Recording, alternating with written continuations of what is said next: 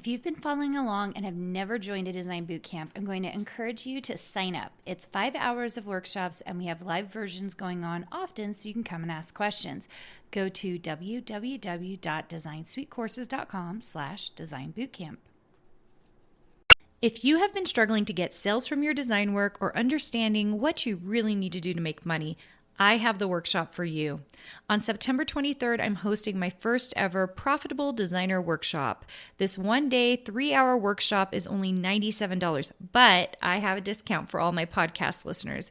Go to carinagardnercourses.com/profit and put in the code podcast for $50 off.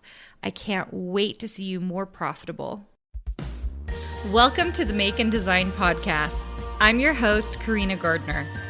On this podcast, we're unraveling the everyday joys and dilemmas of design, making, and business. For makers who want to be designers and for designers who are makers, this is your inside scoop to help you grow your business and bring more creativity to your life. So I had this idea to tell you some of the books I've recently read, when I say recently, in the last year or so, that have affected me or I thought was really amazing, and I just wanted to pass along kind of the good news of reading. And when I came up with the list, I came up with about 14 books, and I was like, oh, do I dump those all in one episode, or are you guys going to be so overwhelmed? And so instead, what I did is I kind of broke them up into like the way that they helped me, which is kind of a funny way to organize them.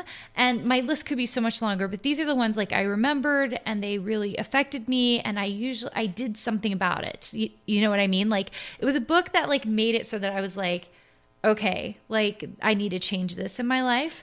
And so the first set of books, it's just 4 of them, that I loved and I would highly recommend to you. They're not all fun reading. In fact, some of them are a little bit, they're very educational is what I'll say.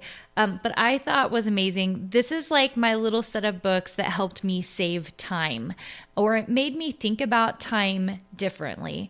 So, I've even mentioned a couple of these books, I think. So the first one is called 168 Hours by Laura Vanderkam. I'm not sure how to say her last name. Okay, 168 hours is the number of hours we have in our week. And she really inspired me to do a time study of my week. And she basically like kind of boils it down to like, we don't work as much as we think we do. You know, we say we work a 40-hour week, but if you really looked at all the time that you worked, you know, by the time, if you did 15-minute increments, if you were doing, if you stopped and got a drink, or you stopped to talk to somebody, or you, whatever, took a little bit longer of a lunch break, like you're not working as many hours as you think. And at the time, I felt like I was working all the time, like so much. And so I did a time study, and I was surprised by it. I was surprised at how many times I really mixed work with pleasure, so that I like quiet designing while watching a movie with my kids. So I had a lot of those. And so, I mean, is that technically all work? I don't think it really is. And then also kind of paying attention to my use of time and how I was using the time that I did have. So this is an amazing book, and it really opened my eyes to the way I'm using time and how much time is being spent on activities that aren't meaningful. So I love this book. I highly recommend it. 168 Hours is the name of the book. Okay.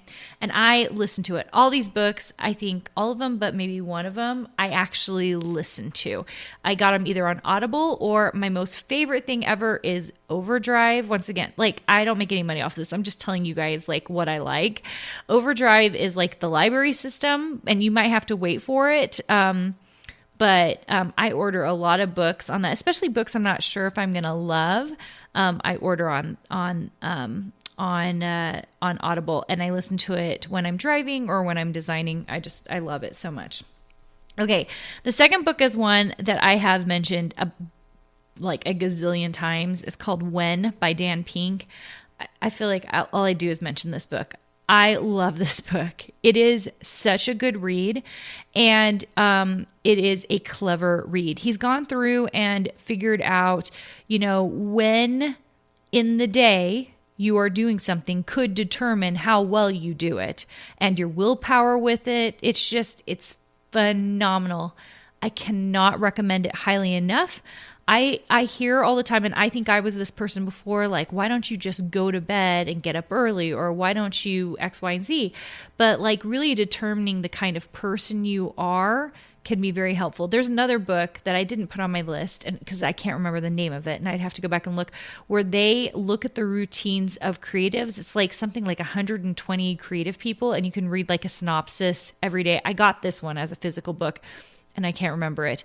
But it was just very fascinating which people really were morning people doing their work, or people who were night people doing their work. And creative people tend to be a little more likely to be night owls, people who are getting their work done at night. I'm not. I'm a morning person. But I think that you can't kind of judge people based on when they do their best creative work. Even though I kind of want to, that's my issue, right? Like, I'm like, just get up earlier. But I'm like, you know what? You've got to find and do it when it makes the most sense for you. I just know that in my life right now, if I don't get up early, I'm not going to get it done, right? And I had to have a huge mindset shift to do that. Because I used to work always late at night. Now that I've done both, I realized that I was an early bird, parading around like a night owl, just because I had so much work done. So I just think this is a book where like I finally internalized kind of what I was and how I needed to take care of it. And kind of also, this is so crazy, it gave me permission to take a nap if I needed to, which I think before I was like, this is like, no, But like everybody actually does have this really low point in their day where your energy is sucked. And if you take a 15 to 20 minute break and take a little nap, it will re-energize you. Now, if you take a much longer nap than that, that's a problem. But if you take a little nap, it can really help you energize for the rest of the day. And it was the first time I gave myself permission if I was having a lull in the day and I would just be dragging along. I realized like I'd just be dragging along, not getting that much done. Whereas if I would just stop and allow myself to take the 15-minute nap, I could jump back up and like I'd start getting stuff done again at a much quicker rate.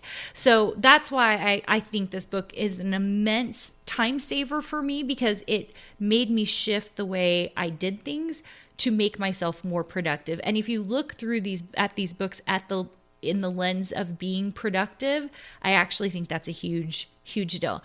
I just gave a synopsis of it. I'm sure I didn't do a great job of it. Go read this book. It is phenomenal. I love it. I love, love, love it. Dan Pink actually showed up on my list twice for another book, but that's another episode. Okay, next book. This one is a little academic, but I can't recommend it enough. It's called Why We Sleep by Matthew Walker.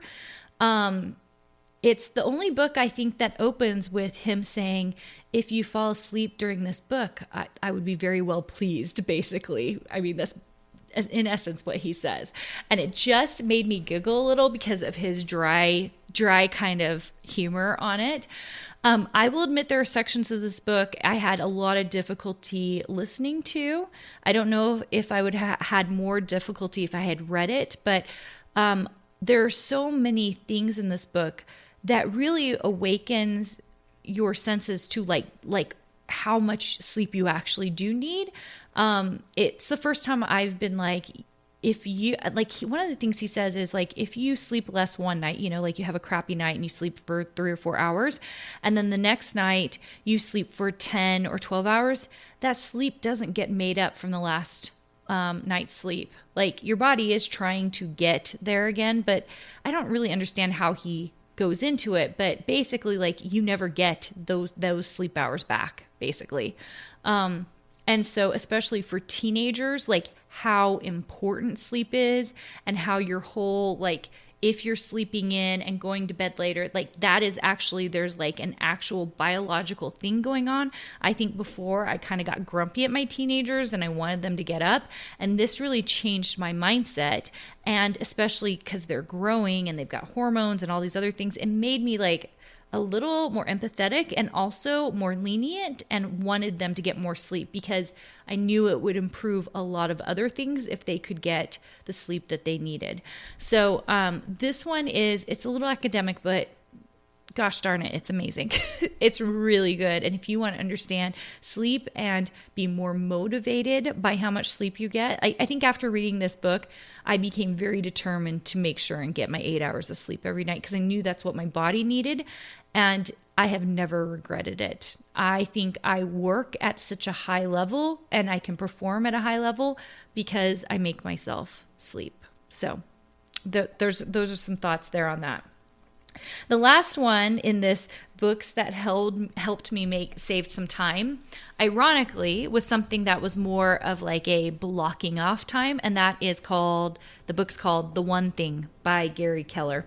And this is a really famous book. So like lots of business people read this book. I don't know that it's ever been recommended to designers specifically. And so that's why I want to mention this book. I think designers need the one thing as much as authors do, as much as like any of these people who are trying to block off huge amounts of time. He basically says like you should have one thing that is the priority and you block off at least 4 hours a day doing this one thing, if not more. And I think with design work, there is nothing more true. On this podcast, I've talked about flow a bit.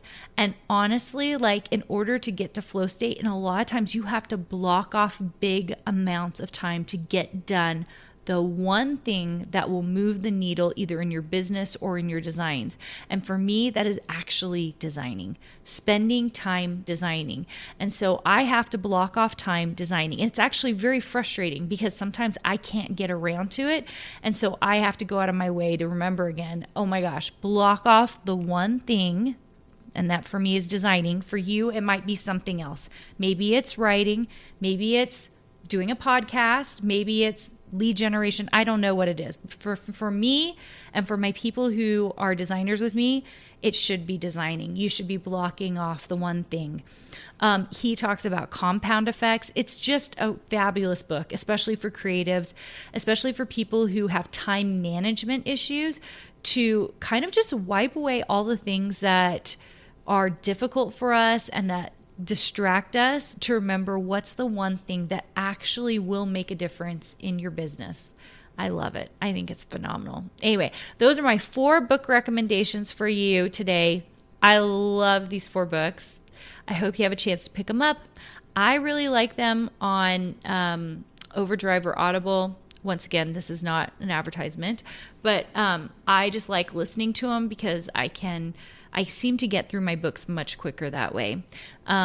So there you go. If you want to learn more about me, you can check me out at carinagardner.com, and I will see you guys soon.